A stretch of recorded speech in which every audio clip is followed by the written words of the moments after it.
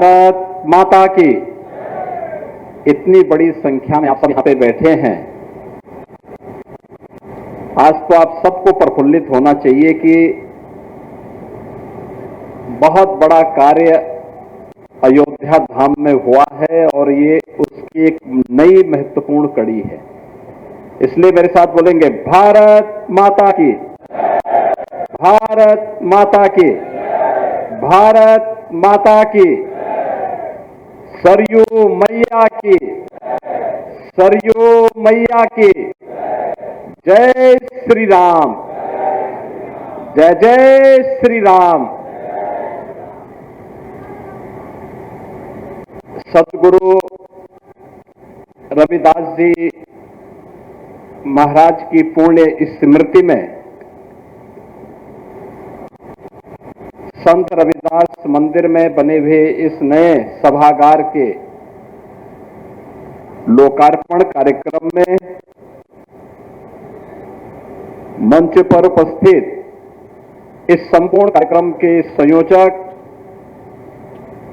संत रविदास मंदिर अयोध्या धाम के श्री महंत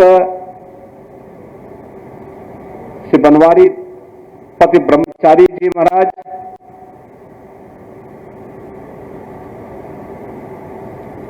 गोड़ाघाट अयोध्या सीताकांत सदन के श्री महंत रामानुज दास जी महाराज, अयोध्या के महापौर महंत श्री गिरीशपति त्रिपाठी जी, तिजारा राजस्थान से माननीय विधायक स्थल बोहर रोहतक के श्री महंत योगी बालकनाथ जी महाराज, कबीर मठ फैजुल्लागंज लखनऊ के श्री महंत डॉक्टर सुंदरदास जी महाराज, श्री राम जानकी रजक समाज मंदिर रायगंज अयोध्या के श्री महंत श्री छतरदास जी महाराज, श्री वेदेही वल्लभ शरण जी महाराज बावन जी मंदिर स्वर्ग द्वार अयोध्या, पासी मंदिर कनीगंज अयोध्या के श्री महंत स्वामी दास जी महाराज, संत कबीर अध्यात्म संस्थान मसौली से श्री के संत श्री निष्ठा साहेब, श्री गोवर्धन गुरु रविदास जन्मस्थली सीर गोवर्धन वाराणसी के श्री वरिंदर जी महाराज, काशी से पधारे श्री स्वामी भारत भूषण जी महाराज, पचरा साहेब पचरा धाम संत कबीर नगर से श्री सुकृत साहब जी, आज के इस कार्यक्रम की शोभा बढ़ा रहे श्री राम जन्मभूमि न्यास के महामंत्री सम्मान्य श्री चंपत राय जी, न्यास के हमारे सभी ट्रस्टीगण, सदगुरु रविदास जी महाराज की परंपरा से जुड़े हुए अनेक पूज्य संतजन, भक्तजन और उपस्थित बहन और भाइयों, अयोध्या धाम में आज एक नई इस अयोध्या के विकास की एक नई कड़ी की शुरुआत हो रही है। एक नई अयोध्या जिसमें सदगुरु रविदास जी मंदिर के सुंदरीकरण के क्रम में इस सभागार के लोकार्पण का यह भव्य कार्यक्रम यहां पर आयोजित हुआ है। इस आयोजन के लिए मैं इस मंदिर के श्री महंत बनवारी पति ब्रह्मचारी जी महाराज को और उनके सभी अनुयायियों को, शिष्यों को शुभचिंतकों को हृदय से बधाई देता हूं, अपनी शुभकामनाएं देता हूं। बहनों और भाइयों, सदगुरु रविदास जी महाराज भारत के अंदर मध्यकालीन संत परंपरा के एक ऐसे सिद्ध संत थे जिन्होंने अपनी कर्म प्रधान व्यवस्था के माध्यम से तत्कालीन समाज की आंखों को खोलने, उसकी सुप्त चेतना को जागरूक करने का काम किया था। और उस समय उन्होंने जिस मजबूती के साथ सामाजिक विसंगतियों के खिलाफ आह्वान करते हुए सोए हुए समाज को जागरूक करने का काम जो किया, उन्होंने कहा, ऐसा चाहूं राज में जहां मिले सबन को अन्न, छोट बड़ो सम बसे रविदास रहे प्रसन्न। बहनों भाइयों, याद करिए, मध्यकाल ये देश विदेशी आक्रांताओं के आक्रमण से आक्रांत था, भय का माहौल था, सनातन धर्म खतरे में था, हमारी आस्था के प्रतीक मंदिर तोड़े जा रहे थे। उन स्थितियों में काशी में रह करके एक संत बड़े गर्व के साथ सामाजिक एकता को लेकर के, उस समय की राज व्यवस्था को लेकर के उन्होंने चुनौती देने की मुद्रा में आकर के उस समय के समाज की सुप्त चेतना को जागरूक करने का काम कर रहे हैं।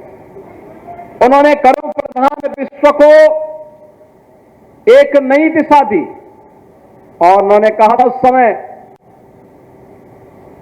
जितने भी आडंबर थे, रूढ़िवादिता थी, उसके खिलाफ उन्होंने तत्कालीन समाज को जागरूक करके एक नई उक्ति ही दे दी। कहते हैं, जब उनके सहयोगी जो संत थे, उन्होंने उन्हें कहा कि चलो रैदास, चलो गंगा स्नान करने के लिए चलते हैं। जब उनके पास कार्य नहीं होता था तो वो जाते थे, लेकिन जब कार्य होता था तो अपने कर्म को पहले प्राथमिकता देते थे, कर्म को पहली प्राथमिकता देते थे। कहते हैं, एक बार काम ज्यादा होने के नाते सदगुरु रविदास जी महाराज गंगा स्नान करने के लिए अपने सहयोगियों के साथ नहीं जा पाए, लेकिन उन्होंने अपनी कठौती से एक आना निकाल करके उन्हें दिया कि जाओ, मेरी तरफ से भी मां गंगा को अर्पित कर लेना। वे लोग गए, स्नान करके जब गंगा मैया को दक्षिणा अर्पित करने की बात आई तो कहते हैं कि बाकी लोगों का तो कुछ नहीं हुआ, लेकिन जब सदगुरु रविदास जी महाराज के नाम पर एक आना की दक्षिणा मां गंगा को अर्पित किया तो पता लगता है कि मां गंगा स्वयं अपने हाथ से उस दक्षिणा को प्राप्त करती है। वे सब भौचक थे, उन्होंने कोई सोच भी नहीं सकता था कि एक ऐसा सिद्ध संत काशी में क्षीर गोवर्धन में बैठा है, जिसकी पवित्र साधना, कर्म प्रधान साधना समाज की आंखों को खोलने वाला हो और लोगों को कर्म की प्रेरणा प्रदान करने वाला हो। तो वे लोग आकर के जब सदगुरु से पूछते हैं, कैसे क्या भाव थे कि हमारे दक्षिणा को तो मां गंगा ने स्वीकार नहीं किया, लेकिन जब आपके नाम पर हमने मां गंगा में आपके द्वारा दी गई अन्नी को जब चढ़ाया तो मां गंगा ने अपने हाथों से स्वीकार किया। तो सदगुरु बोल पड़े, मन चंगा तो कठौती में गंगा।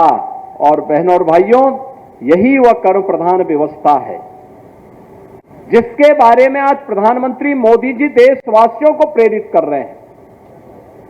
यही वो परंपरा है। जब वह विकसित भारत की बात करते हैं, हर भारतवासी से एक बात कहते हैं कि हमें विकसित भारत के लिए कार्य करना है।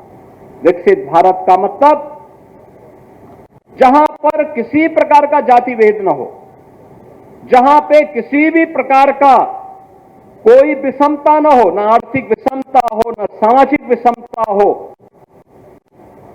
जहां पर किसी भी प्रकार का भाव न हो, हर ओर खुशहाली हो, सुरक्षा का माहौल हो, हर व्यक्ति एक सार्थक दिशा में समाज के लिए और देश के बारे में सोच रहा हो, उस प्रकार के भाव के साथ कार्य करने के लिए जब प्रेरित करते हैं तो इसकी प्रेरणा की तह में सदगुरु रविदास जी महाराज की प्रेरणा है, जो उन्होंने मध्यकाल में उस समय के विदेशी आक्रांताओं से भयभीत समाज को जागरूक करने के लिए जो अभियान काशी की धरती से चलाया था, आज काशी के सांसद के रूप में प्रधानमंत्री मोदी जी के द्वारा यह अभियान पूरे देश के अंदर चलाया जा रहा है। आज आपने देखा होगा सदगुरु रविदास जी महाराज की जन्मभूमि काशी में क्षीर गोवर्धन को पिछले 10 वर्ष के अंदर सुंदरीकरण के रूप में एक नई काया के रूप में प्रस्तुत किया गया है। वहां सदगुरु रविदास जी महाराज की भव्य प्रतिमा का स्थापना हुआ है, अन्न क्षेत्र का निर्माण वहां पर भी हुआ है, अन्य सुंदरीकरण के कार्य के साथ साथ बेहतरीन कनेक्टिविटी के साथ क्षीर गोवर्धन को जोड़ा गया है। जहां यह कार्य वहां हुआ, वहीं अयोध्या में भी, जिस अयोध्या की कायाकल्प के आप सब गवाह हैं। याद करिए, आज से 8 वर्ष पहले अयोध्या के बारे में कोई सोचता भी नहीं था कि यहां भी 4 लेन की सड़कें बनेंगी। कोई सोचता भी नहीं था कि अयोध्या में भी कोई इंटरनेशनल एयरपोर्ट बनेगा। कोई सोचता भी नहीं था कि यहां पे माता सबरी के नाम पर अन्न क्षेत्र बनेंगे। कोई सोचता भी नहीं था कि यात्री विश्रामालय निषाद राज के नाम पर बनेंगे। कोई सोचता भी नहीं था कि अयोध्या में पंचकोसी परिक्रमा का मार्ग और 14 कोसी परिक्रमा का मार्ग भव्य रूप ले पाएगा। लेकिन आज ये सब अयोध्या धाम में दिखाई दे रहा है। एक नई अयोध्या के दर्शन हो रहे हैं। यह अयोध्या जो नई अयोध्या के रूप में आज आई है, राम जी की पेड़ी हो या सरयू मैया के घाट को नए रूप में आज जो देखने का अवसर हमें प्राप्त हो रहा है।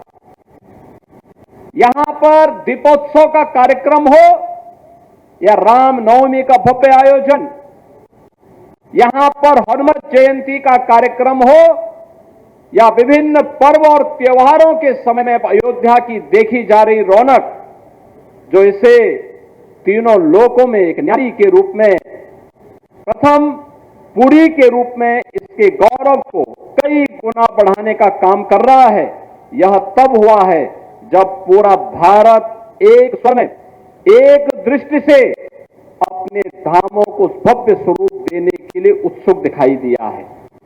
बहनों और भाइयों, आज उसी श्रृंखला का हिस्सा है सदगुरु रविदास जी महाराज में, महाराज के इस अयोध्या धाम के मंदिर के इस सभागार के लोकार्पण कार्यक्रम के लिए। यहां पर महंत श्री बनवारी पति ब्रह्मचारी जी महाराज ने जो प्रस्ताव दिए थे हम लोगों को, उस प्रस्ताव के अनुसार पर्यटन विभाग से हमने प्राथमिकता के आधार पर इन कार्यक्रमों को आगे बढ़ाने का काम किया।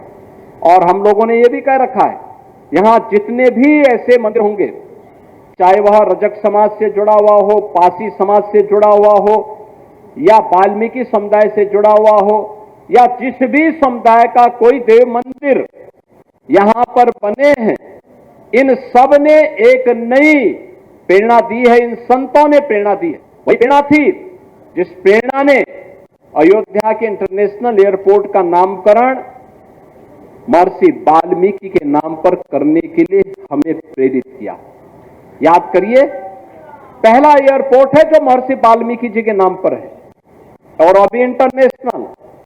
आज से 8 वर्ष पहले कोई कल्पना करता था कि अयोध्या देश के अंदर एयर कनेक्टिविटी के साथ जुड़ेगा, वायु सेवा के साथ जुड़ेगा? एक कल्पना थी। हजारों वर्ष पहले भगवान राम पुष्पक विमान से आए होंगे, लेकिन हजारों वर्षों में, अन्य दिनों में छोड़ दीजिए, कम से कम आजादी के बाद ये 75 वर्ष तो आपको प्राप्त हुए थे ना। देश के अंदर अनेक सरकारें बनी होंगी, इन सरकारों ने क्या किया? नहीं किया। उनके पास फुर्सत नहीं थी, और जब फुर्सत नहीं थी इसलिए विकास नहीं करा पाए। अयोध्या में बिजली नहीं मिलती थी, पर्व और त्योहारों में सफाई नहीं होती थी, सुरक्षा की कोई व्यवस्था नहीं होती थी, एयर कनेक्टिविटी की बात तो दूर, रेलवे की भी सिंगल लाइन थी और ट्रेन कभी एक ट्रेन आती थी, बस की कनेक्टिविटी बहुत कम थी। अयोध्या आने का मतलब लोग पूछते थे अयोध्या कहां है, कैसे जाना है, और आज देश को और दुनिया को अयोध्या का पता पूछने की आवश्यकता नहीं होती है। देश की भी और दुनिया की सबकी निगाहें अयोध्या की तरफ लगती हैं। हर व्यक्ति के पास फुर्सत होता है, अयोध्या धाम का दर्शन करना चाहता है, अयोध्या के मंदिरों का दर्शन करना चाहता है। और इसीलिए तो अयोध्या सूर्य वंश की राजधानी ही नहीं थी, भगवान राम की राजधानी ही नहीं थी, बल्कि भगवान राम की जन्मभूमि होने के साथ साथ देश की पहली सोलर सिटी के रूप में भी आज देश के अंदर अपनी एक नई पहचान बना रहा है। आज जब यहां पर एक कार्य हो रहा है, मैं इस अवसर पर यहां पर संत सदगुरु रविदास जी मंदिर के श्री महंत जी को, यहां पे पासी समाज से जुड़े हुए जो हमारे महंत जी हैं, या कबीर मठ से जुड़े हुए महंत जी हैं, अन्य जितने भी हमारे रजक समाज से जुड़े हुए या अन्य पवित्र स्थलों से जुड़े हुए जितने भी हमारे पूज्य संतजन हैं, उन सबको इस बारे में आश्वस्त करना चाहता हूं। सरकार की प्राथमिकता इन सबको जोड़ करके आगे बढ़ाने की है, समाज को उनके योगदान के प्रति अपनी कृतज्ञता ज्ञापित करने की है। और उसी क्रम में आज मैं यहां पर उपस्थित हुआ हूं। आज के अवसर पर सदगुरु रविदास जी महाराज के श्री चरणों में कोटि कोटि नमन करते हुए इस पूरे कार्यक्रम के लिए मैं सदगुरु रविदास जी महाराज के सभी अनुयायियों के प्रति हृदय से अपनी शुभकामनाएं देता हूं और विश्वास व्यक्त करता हूं कि हम सभी लोग मिलकर के नए भारत का, आत्मनिर्भर भारत का और विकसित भारत की परिकल्पना को साकार करने में हम सब अपना योगदान दे पाएंगे। इस विश्वास के साथ मैं आज के इस अवसर पर आप सबसे ये अपील करूंगा, विकसित भारत और आत्मनिर्भर भारत बनेगा तब जब हमारी परिकल्पना, जब हमारा संकल्प हमारे कर्तव्यों के साथ जुड़ेगा, जब हमारे लिए भारत प्राथमिकता होगी, देश प्राथमिकता होगी, नेशन फर्स्ट की व्यवस्था, देश पहले, परिवार तब और व्यक्तिगत हित बाद में। सबसे पहले देश की बात हमें करनी होगी और याद करना, जिस दिन हम देश की बात पहला करना प्रारंभ कर देंगे, दुनिया की सारी समस्याओं का समाधान आपके हाथ में होगा। इस विश्वास के साथ मैं एक बार फिर से इस कार्यक्रम के प्रति यहां पर महंत श्री बनवारीपति ब्रह्मचारी जी महाराज को, उनके सभी सहयोगियों को हृदय से बधाई देता हूं। आप सबके प्रति मैं अपनी शुभकामनाएं देता हूं और विश्वास व्यक्त करता हूं कि आप सब देश की प्रवर्तमान अभियान के साथ आप सबकी भावनाएं भारत राष्ट्र के प्रति, अपनी सेना के प्रति और अपने नेतृत्व के प्रति पवित्र भाव के साथ जुड़ी रहेगी। इस विश्वास के साथ आप सबके प्रति मेरी शुभकामनाएं। धन्यवाद। जय हिंद, जय जय श्री राम, जय जय श्री राम।